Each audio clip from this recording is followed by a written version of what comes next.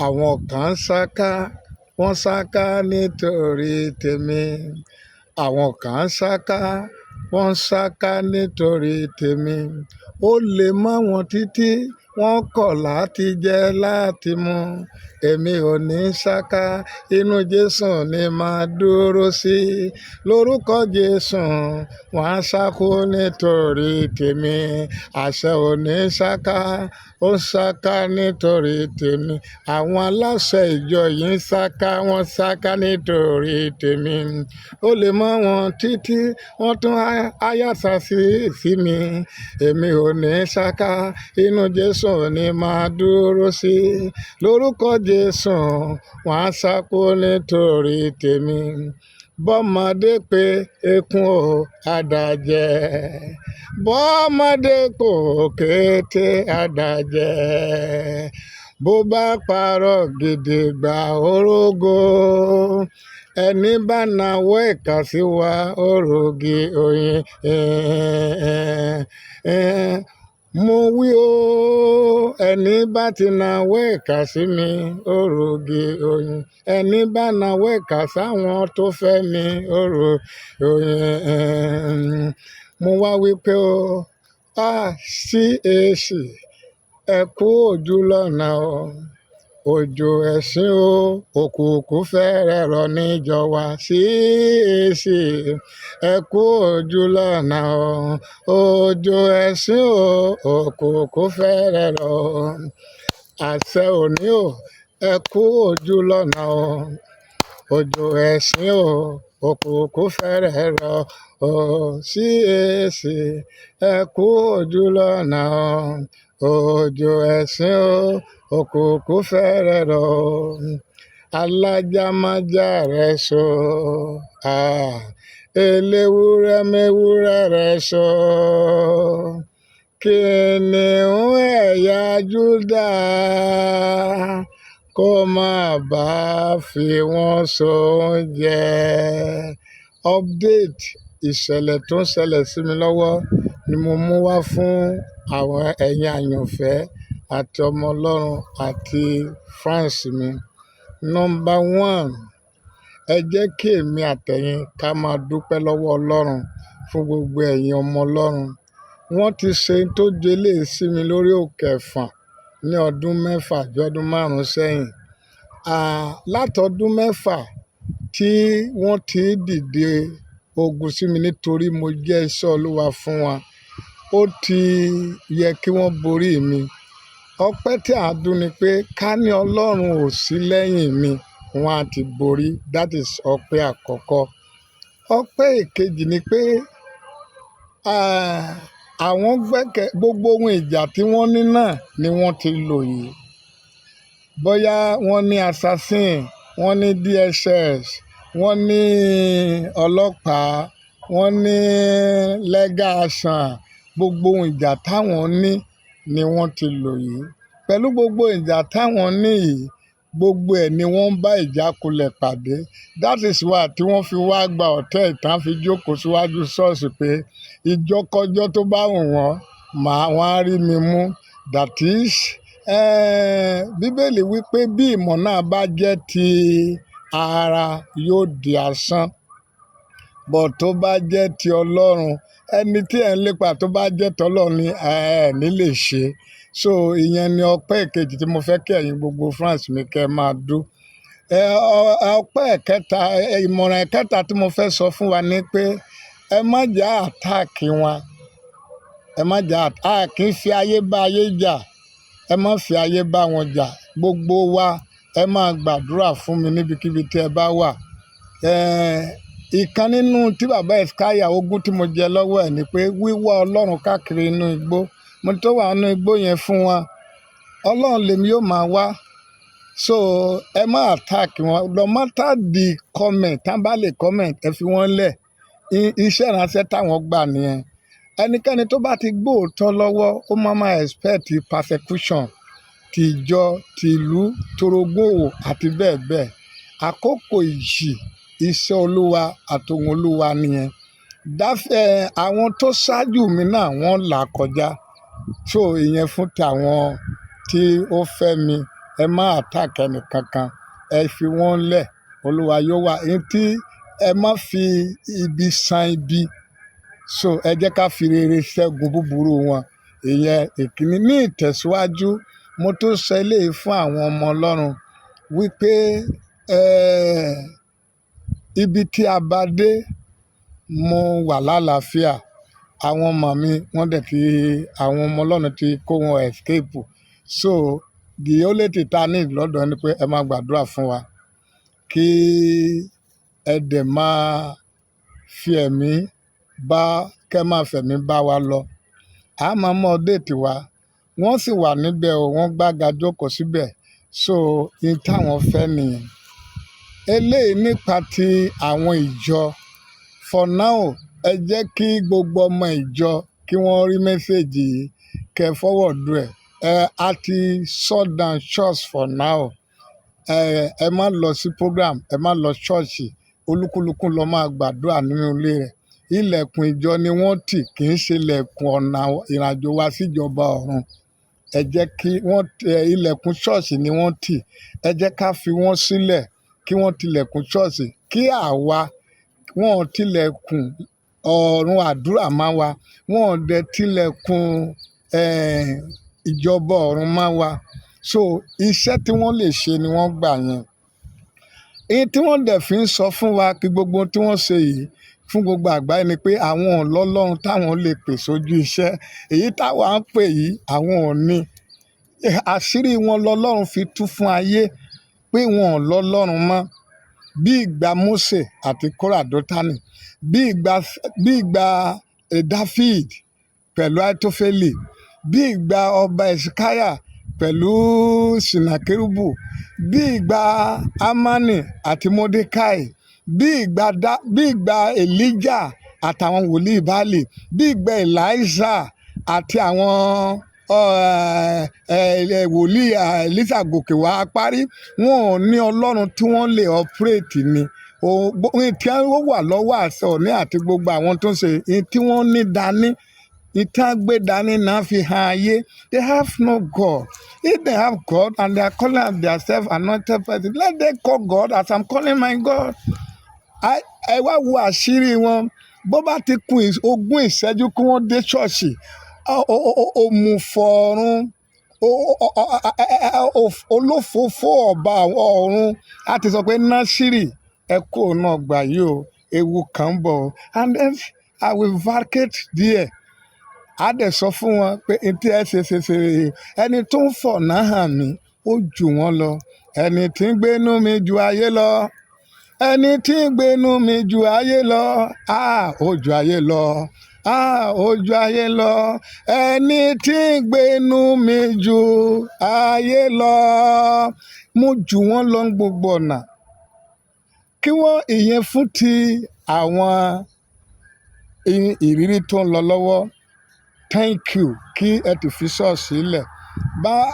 Níbi tí ẹ̀sìn wọn dé, wọ́n tún pe àwọn tó rán wọn wá ń bẹ̀ wípé kí wọ́n sẹ́ǹdì 10,000, 20,000 sí wọn pé kí wọ́n fi jẹun. Ṣé ẹ rí i pé ẹ̀sìn ńlá lélẹ́yìí fún àwọn èèyàn wọ̀nyí? Ẹ rán àwọn èèyàn ní iṣẹ́ láti lọ gbẹ̀mí èèyàn àbí láti lọ àrẹ́sì èèyàn. Ẹ lè fún wọn lówó tó tówó. Tá tún pè yín, ìtìjú ló jẹ́ fún wọn. Ó fi hàn pé gbogbo tá torí ẹ̀ ṣe lè báyìí, wọ́n fẹ́ àrẹ́sì mi àbí kí wọ́n kó mi ní pápá mára kí wọ́n lè gbowó mi lọ́wọ́ mi kí wọ́n fi máa jẹun. Ebi ló ń pa wọ́n. Ebi ló ń pa wọ́n. Sure, it is well. Ìyẹn fún ti wọn. Eléyìí fún ti kí ni ìdí tí mo fi pè wọ́n l'assassin? They do not pass through they do not pass through. Wọ́n gba ìlànà legal action direct. Àdá ọlọ́pàá ni wọ́n, àdá DSS ni wọ́n, àdá assassin ni wọ́n, àjọ àdá legal action ni wọ́n. Ṣebí wọ́n lè right mi, ṣebí wọ́n lè invite mi, ṣebí mo dárúkọ ilé mi, mo fún wọn nọ́mbà ìyàwó mi. Kí ni wọ́n wá lè débẹ̀ nínú ìjọ Ọlọ́run láti wá gba ènìyàn wá ká jókòó ọjọ́ 3 4 síwájú chọ́ọ̀chì? Kí ló lè dé yẹn? Thank God mi ò pa èèyàn. mo ò dẹ̀ ṣàgbèrè pátápátá. Wọ́n ní mo sọ̀rọ̀ sí wọn ó tán. Ọjọ́ tí mo ti wà nínú iṣẹ́ Olúwa kò sẹ́ni tí mo bá jà rí. Wọ́n ti rán mi níṣẹ́ dáadáa, gbogbo wọn ló rán mi níṣẹ́ káwọn lórí tí mo jẹ́ṣẹ́ fún wọn. But ọ̀nà tí wọ́n gbà lọ mo lòdì sí. So mi ò dẹ̀ ní ìṣù pẹ̀lú wọn lẹ́ẹ̀kan sí. Kí wọ́n mú àlàáfíà padà sí ìjọ, kí wọ́n mú ìṣọ̀kan padà sí ìjọ. Ó tán. Tá bá dẹ̀ ní àwọn ò ṣetán láti ṣe, it's less for them tí wọ́n nìyẹn. Àwọn ni yóò jábọ̀ fún Ọlọ́run. So finally kí wọ́n tó ń gbọ́ ohùn Olúwa tí yóò bí wọn nú o. Ohùn Olúwa tí yóò bí wọn nú pẹ̀lú gbogbo igi ọ̀pá inú igbó tí aṣọ òníwọ̀ àti aṣọ wáìtì tó lí wòlíì tó tún àrẹ́ǹjì Erelú àgbáyé èkejì kò rí gbogbo yẹn fi ṣe agbára. Ó mà ṣe ìtìjú ńlá ló jẹ́ torí ó ní on the 4 ó dọjọ́ méje o. Gbogbo ohun tó tẹ̀lé lérí on the 4 òun náà ni a ti ń rí yìí. Àṣé ohun tó gbẹ́kẹ̀lé rẹ̀ kò ní Ọlọ́run. Ní ìtẹ̀síwájú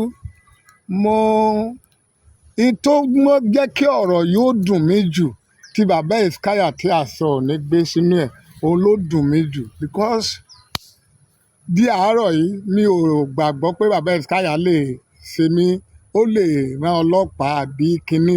Àwọn èèyàn lè wá wọnú ẹ̀ àbí kán fẹ́ lórúkọ ẹ̀ toró lórúkọ but I don't believe pé bàbá Hesekiah lè ṣe.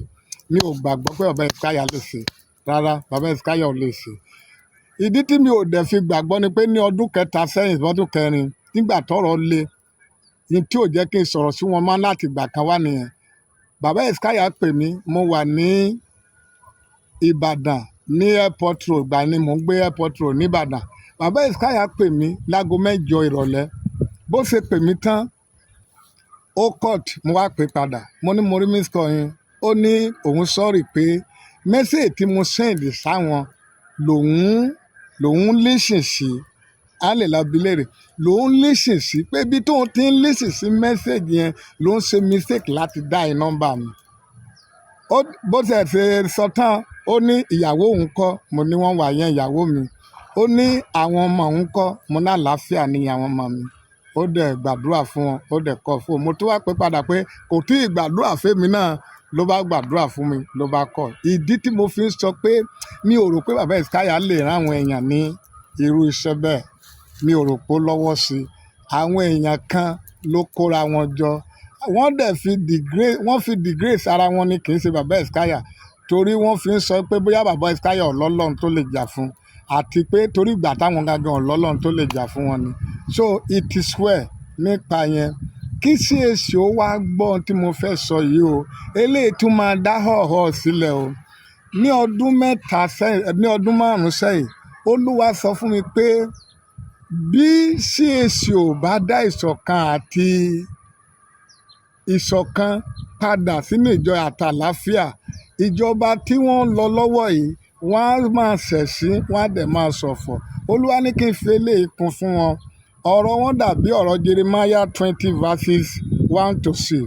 Olúwa ní kí n fi eléyìí kún fún wọn ní ẹ̀kẹta pé kí n wá ṣe ọ̀fọ̀ nìkan àti ẹ̀sìn nìkan wípé principal officer ò kú rí nínú ìjọ yẹn ṣùgbọ́n kí ìjọba bàbá Aládélé tó parí principal officer máa kú nínú ìjọba wọn yẹn. Àfi tí mi bá ṣe wòlíì Ọlọ́run nìkan o. Àfi tí wọ́n bá yí padà tí wọ́n dá àlàáfíà àti ìṣọ̀kan padà sínú ìjọ yẹn. These are the things Olúwa ní kí n sọ fún wọn kí wọ́n lọ kọ́ sílẹ̀, kí wọ́n kọ́ sílẹ̀ o. Gbogbo ẹ̀ tẹ́ fẹ́ jà ẹ kọ́ sílẹ̀. Èmi gbàgbọ́ pé ẹ lè borí mi àfi tí Ọlọ́run ò bá sí lẹ́yìn mi. That is all. Finally eléyìí tún máa jẹ́ kí àwọn wòlíì òkùnkùn kí wọ́n bá mi jà o àtàwọn ọ̀tá orí afẹ́fẹ́. Kí ni mo fẹ́ sọ ni pé nípa ti ìbéèrè pé àwọn tó ń káwọn èèyàn lọ sí Jerusalem sọmọ Ọlọ́run ni wọ́n. Kíkó èèyàn lọ sí Jerusalem tí wọn ò bá fi powó I don't against them. But eléyìí táwọn ìránṣẹ́ Ọlọ́run káwọn èèyàn lọ sí Jerusalem wọ́n fi make owó ni. Ọlọ́run dẹ̀ máa bayé gbogbo wọn jẹ́. Èyí tá a fẹ́ máa gbọ́ nìyẹn. Wọn ò ní ṣe rere torí pé wọ́n ń gbà lọ́wọ́ Mary. ayé wọn ti bàjẹ́ kí gbogbo àwọn tó kó èèyàn lọ Jerusalem láti make owó tí wọ́n dẹ̀ jẹ́ ìránṣẹ́ Ọlọ́run kí a lọ máa fi àwọn ká lọ máa introduce àwọn èèyàn sí Mount Sinai, Red Sea, ìloro Solomon àti bẹ́ẹ̀ bẹ́ẹ̀ lọ nígbà tó yẹ ká introduce àwọn èèyàn síjọba ọ̀run ayé wọn bàjẹ́ ni wọ́n fi ayé àwọn èèyàn develop ayé tiwọn àwọn tó fi ṣe business ni wọ́n ayé wọn bàjẹ́ ni nígbà kan wọn ní ọdún mẹ́rin sẹ́yìn àwọn kan wá láti Amẹ́ríkà wọn náà wọ́n fẹ́ sọ mí di ambassador kí káwọn èèyàn jọ àwọn máa fún mi lé èèyàn márùn-ún tí ò ní sanwó èmi nìkan náà mi ò ní sanwó àwọn dẹ̀ máa fún mi ní 700,000 bíbíà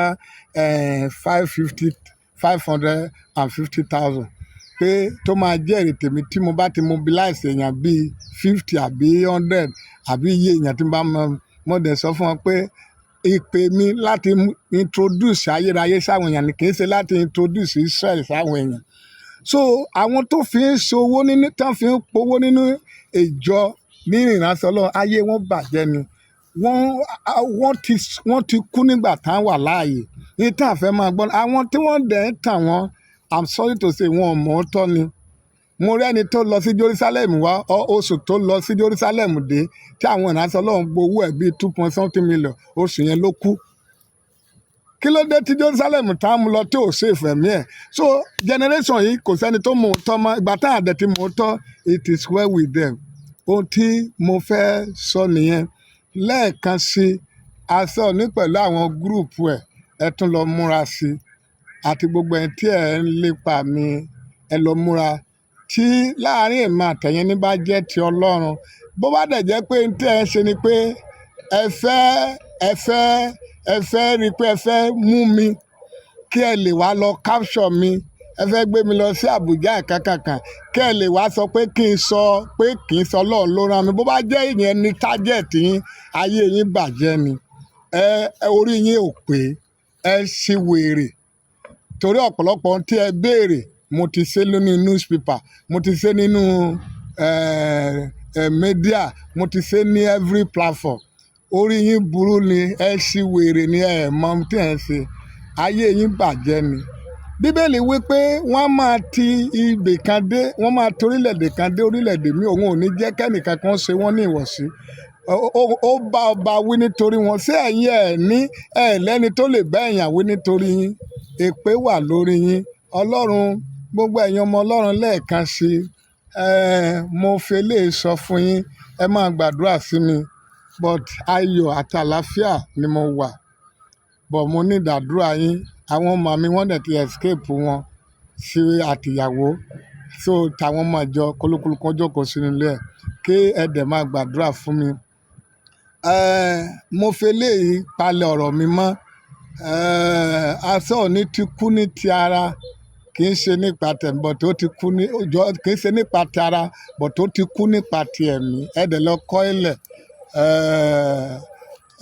eléyìí ni mo fi parí ẹ̀ ni wípé ọjọ́ tó le Mósè bá Olúwa sọ̀rọ̀ àkókò tó le Jóṣúà bá Olúwa sọ̀rọ̀ ọjọ́ tèmi rèé èmi abẹ́lẹ́dá mi sọ̀rọ̀ àkókò gbọ́ so àkókò tó le báyìí ẹ máa gbàdúrà fún mi náà dẹ̀ gbàdúrà ọ̀nà tí bàbá Èsíkáyà fi hàn mí láti máa wó ní igbó káàkiri wá Ọlọ́run mo ti wà nínú igbó ọ̀hún kí gbogbo ẹ̀yin tẹ́ wà nígbò ẹ̀ máa jẹ́ káwọn wà lọ́dọ̀ Sànjà wọn àti Assassin àbí DSS wọn kémi wà nínú igbó pẹ̀lú Ọlọ́run thank you God bless you ẹ̀yin ọmọ Ọlọ́run ẹ bá mi pín mẹ́sẹ̀gì yìí pé èyí tí Násírì ń là kọjá lélẹ̀ so nípa àwọn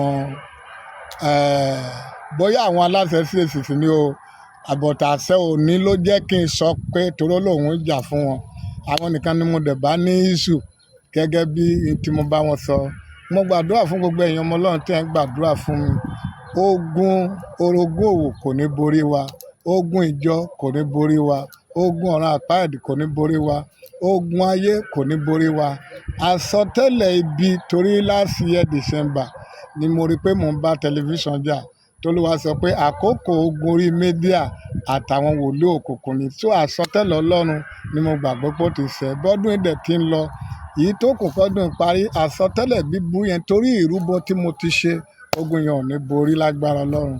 Thank you, God bless you. Ẹ bá mi share message yìí ẹ̀yin àyànfẹ́ kẹ́dẹ̀ gbàdúrà fún mi. My name remain the same. Israel Nasir Oluwagbemide. My number remain the same 08038030562. Thank you, God bless you.